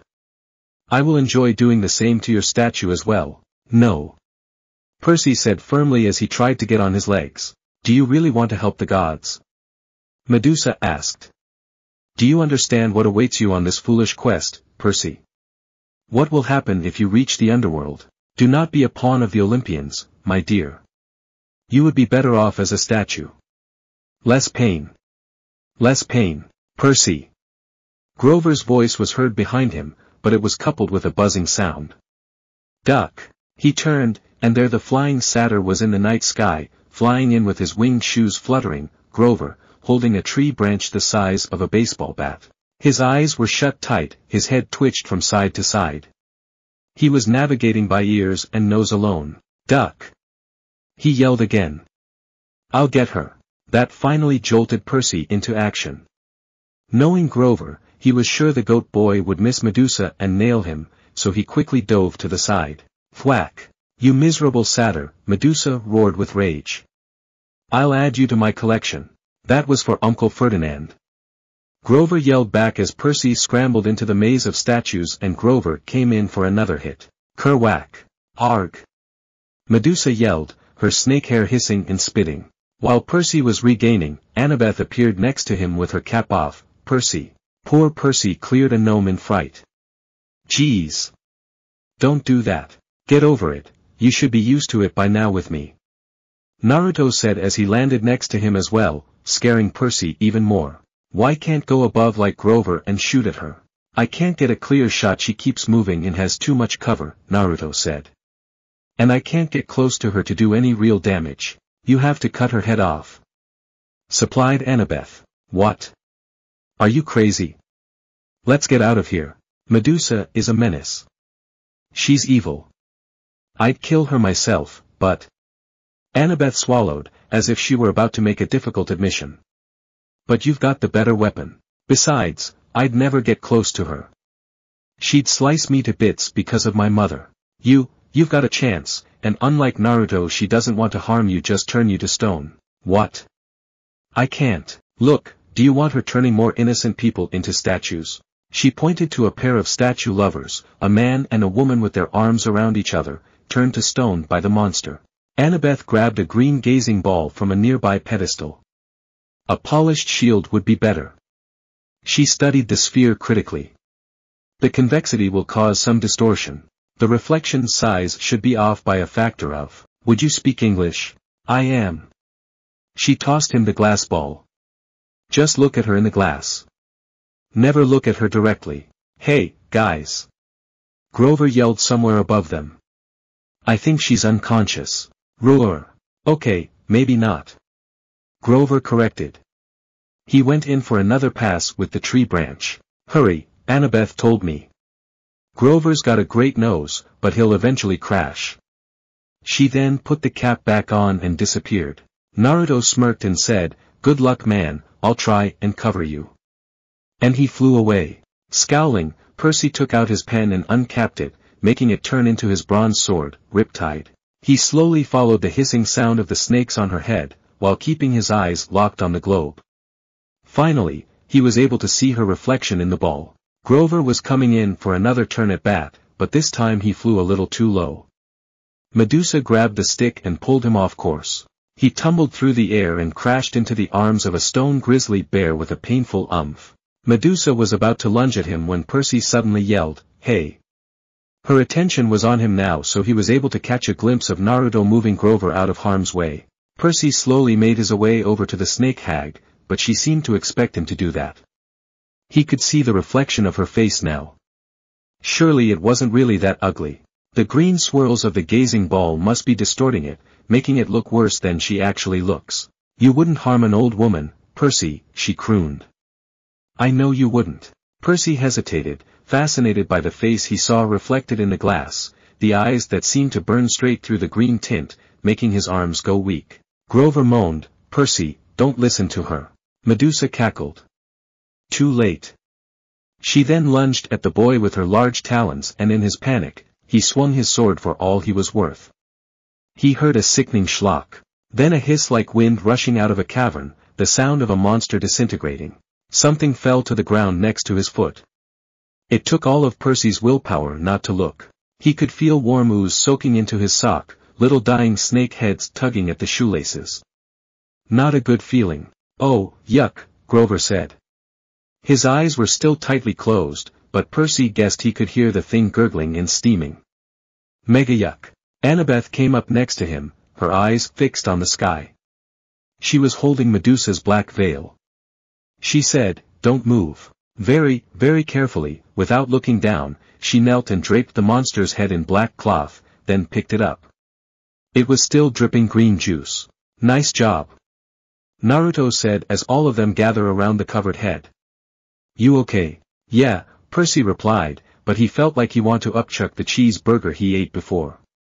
Why didn't the head evaporate? Once you sever it, it becomes a spoil of war, Annabeth said. Same as your minotaur horn. But don't unwrap the head. It can still petrify you. Grover groaned from his position next to Naruto. He would never get used to the speed Naruto could use easily. The big welt on his forehead from his fast encounter with the stone bear wasn't helping any. His green rasta cap hung from one of his little goat horns, and his fake feet had been knocked off his hooves. The magic sneakers were flying aimlessly around his head. Wow, I heard of having you sock knocked of but never the shoes. Commented Naruto. The Red Baron, Percy said to Grover. Good job, man. He managed a bashful grin.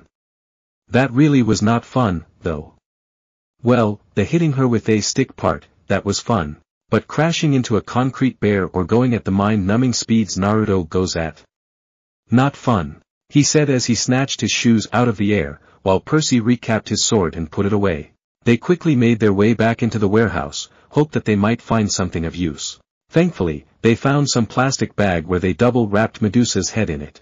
After that they plopped it on the table where they ate before, 3 of them too exhausted to doing anything else.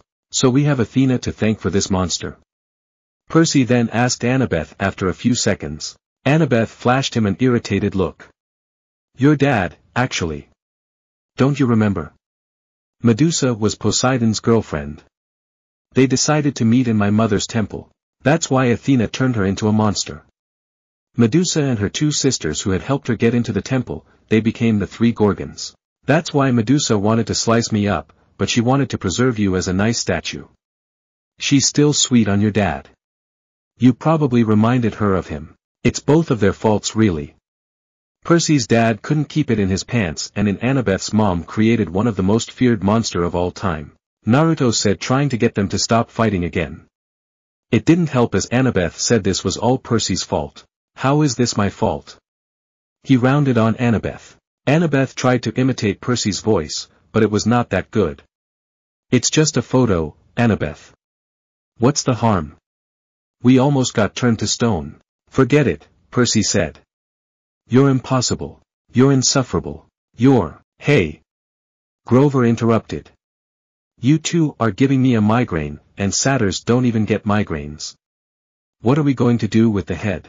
Percy seemed to be in thought for a moment before he said, I'll be back. Percy, Annabeth called after him.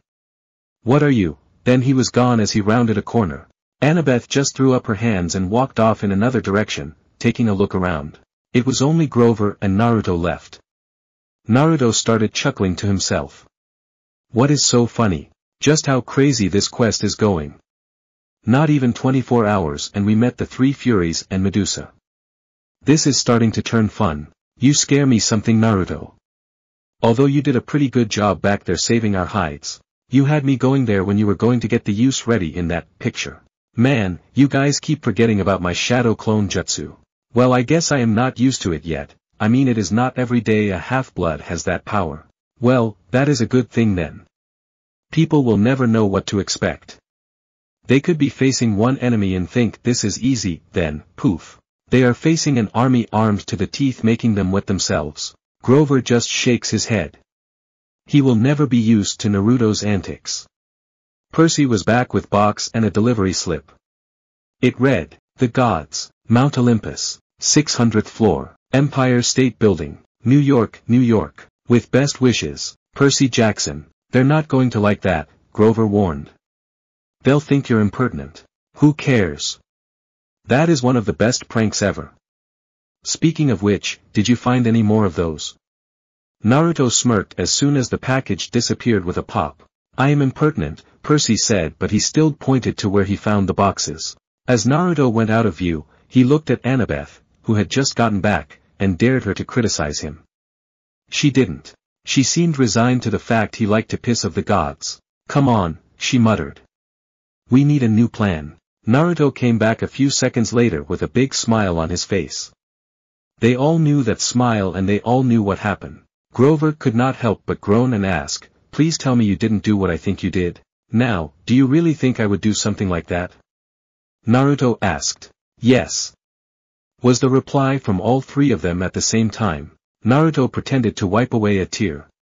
My friends know me so well. Oh make. When Naruto was claimed, Artemis sat at her throne watching the capture of the flag at Camp Half-Blood. It was the first time in a while did the other gods and goddesses were able to stop her father and uncle from fighting, as Ares suggested they watch the capture the flag game to relax a little. After a bit the 2 elder gods felt like watching a good game and to catch their breath. She knew Ares just wanted to see some real fighting in action, and seeing his kids winning didn't hurt either. But that didn't matter to her, for it was today she would claim her son and show the world he was hers. She would have done it sooner, but with everyone trying to stop her father and her uncle from starting a war she never had an opportunity. She noticed that her uncle was having a close eye on that one boy Percy Jackson. All she knew about him was the fact he was friend with her son, perhaps he was scouting a half-blood to go on a quest for him. As the game ended she was ready to claim him. She was so glad Aphrodite was not here right now. The love goddess hates watching these, or she would never let Artemis live this down. Artemis was startled to see a hellhound attack but felt pride after seeing the way her son killed. She was also surprised that Percy was claimed by her uncle. She just sighed. She wondered why the gods even swear on the river Styx if they won't even keep it. She pushed those feelings aside and then claimed her son. She was surprised of the other two goddesses related to Naruto. She knew of Hermes as her lover was his son, but the other two, she didn't expect. The shock of her son was slowly noticed by the other god. There was Zeus was yelling at Poseidon, but, slowly they were noticing it. Then to her horror a loud squeal filled the room and Aphrodite, who just entered the room, came over to Artemis to wrap her into a hug. She was squealing things like, "I thought this day would never come. And details, girl, I want details. Ah Styx, I was hoping to avoid this for a few weeks," thought Artemis as tried to push the gushing love goddess off of her. That's it for part 3. Thank you for watching and see you in the next video.